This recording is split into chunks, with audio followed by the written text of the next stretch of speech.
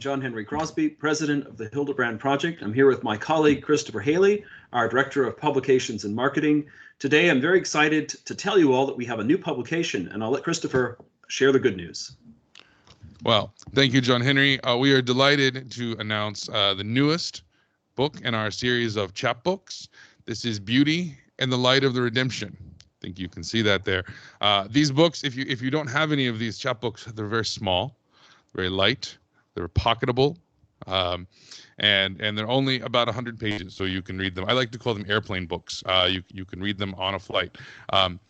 This book in particular, we're extremely excited about. I'm personally very excited about. This was actually the first essay I ever read by Dietrich von Hildebrand, Beauty and the Light of the Redemption. And it was one of the first things I worked on at the Hildebrand Project many years ago. So we've wanted to release it in a book form for many years now.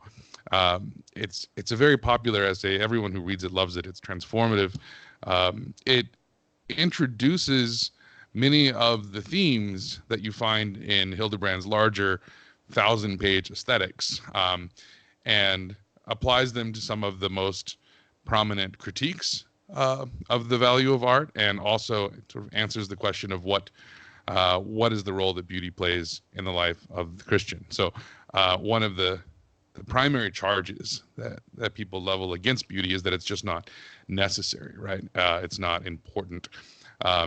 To which Hildebrand gives the answer in this book. He says that this spirit of utilitarianism is completely foreign to the Gospels, right? And talks about the gratuitousness of the redemption, and how that should frame our understanding of everything, but including the role of art and of beauty, both in nature and in fine arts, in churches.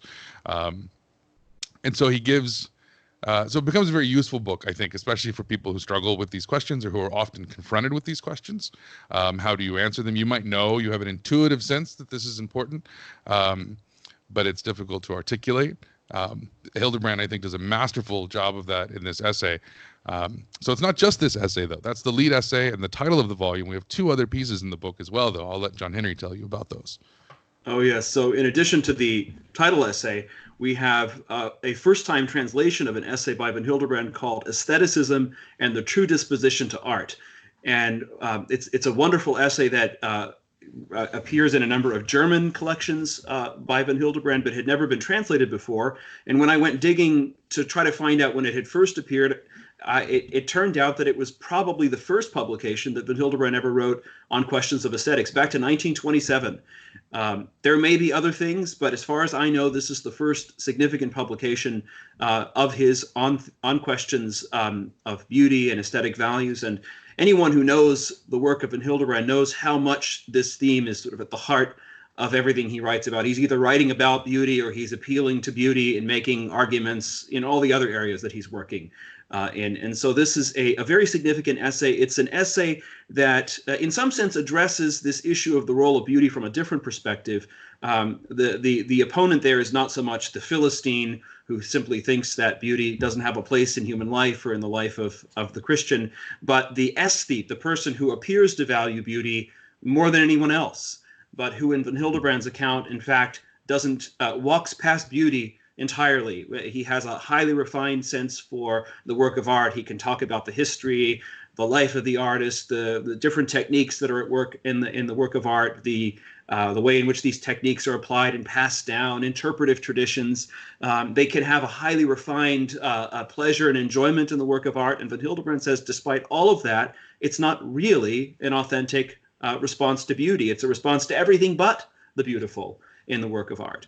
That's just one sort of central theme in the work. There's so much more. He speaks in this essay also about the true disposition to art. And there you have these vintage Hildebrandian themes on reverence in the presence of beauty, and how only the spirit of reverence allows beauty to disclose itself, and the way in which beauty is meant to reach into the very heart of man and not just sort of exist in that more superficial realm of aesthetic pleasure and enjoyment. And he ties it then to the whole realm of value. So beauty, he says that rather than hardening us into the aesthete who even looks at for example, moral events purely in an aesthetic lens. The fire that destroys the building is seen as a gripping aesthetic event, a dramatic moment, not for what it's worth, or suffering is often seen as unaesthetic because it involves sort of getting in too much contact with the human species and all of its sort of brokenness.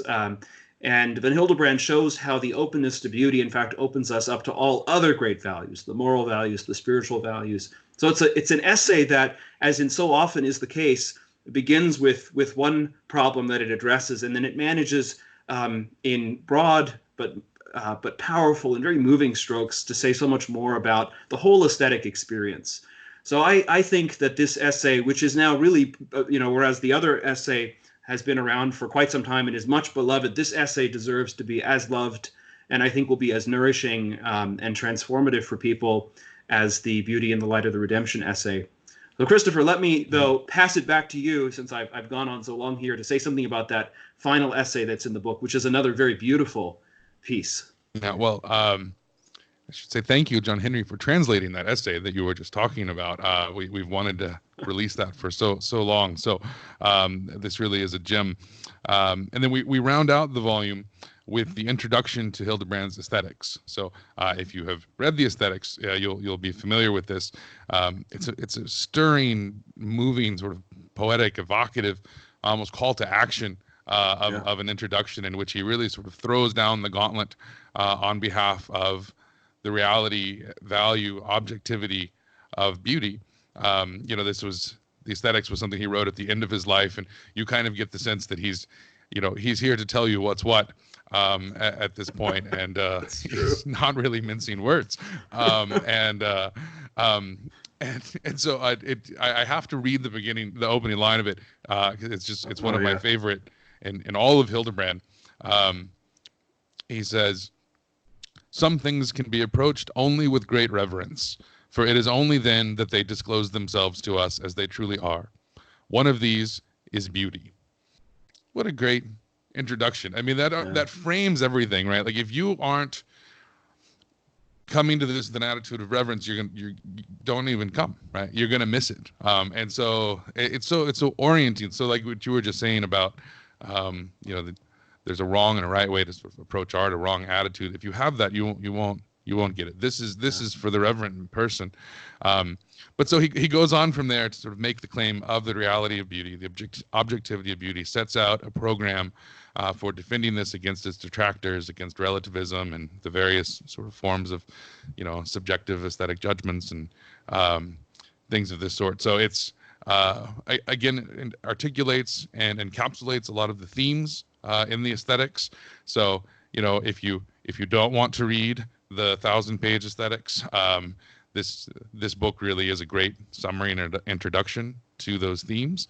And hopefully, of course, what it really does is whet the appetite and then makes you want to go read the 1,000-page Aesthetics. But this is a very, very accessible way to get into some of these really most important themes in Hildebrand. But he doesn't, it doesn't get its full articulation until the Aesthetics at the end of his life, and then you have these earlier essays, right, from the 20s, right. And then Beauty in the Light of the Redemption is from 1951, and so you have these key statements along the way, but those have never been collected before. So this small volume collects those and presents right. those, and we're very excited about it. We think it will be very valuable. I will note it should be available now as you're watching this video, at least on Amazon, and should be available at other places as well soon, if it isn't already. If your bookstore doesn't have it, ask them, though they can order it. If you want to use it for a reading group, we think these are wonderfully convenient books for things like that, for book clubs and parishes and schools. Contact us. We have a wholesale program. We're happy to get you as many copies as you want, and we think that you all will really enjoy it. It also makes a great Christmas gift and stocking stuffer. It fits in larger stockings. You can give it either to the lover of beauty in your life or to the aesthete in your life if you need to sort of channel some of those, some of that aestheticism into a truer response to beauty. So we hope you'll pick up a copy. Thanks for following the videos. Thanks for following our publications and reading them. If you haven't, like the video, subscribe, comment. We'd love to hear what you think. We'd love to hear what you think about this book in particular, the essays, the design. This is all new. So we're very excited to give it to you. So thanks a lot, everyone, and we'll talk to you soon.